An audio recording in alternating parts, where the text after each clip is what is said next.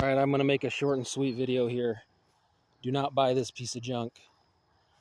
Do not buy this piece of junk. Do you see this grass here that I'm cutting? This mower is struggling with this height of grass. All right.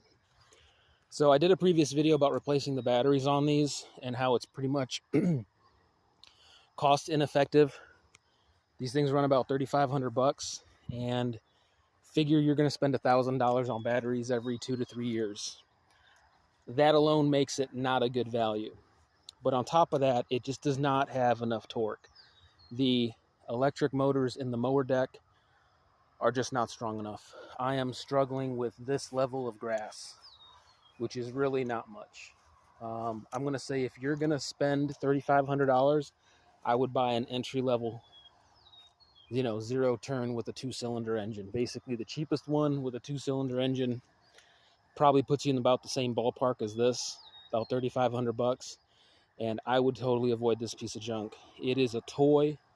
It is to maintain an already well-kept lawn, and that's about it. These are very expensive for what they give you. Horrible value. Thoroughly surprised at how short of a life and how little power these things really have. So it's a lot of money for what you get.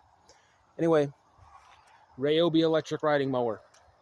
In my honest opinion, not worth the money.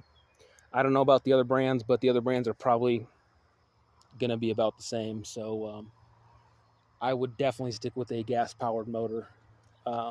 And I would buy one before they make them basically illegal, because this is the future, guys. And maybe they get better in the future, but for right now, these are 100% unacceptable in their performance for what they cost.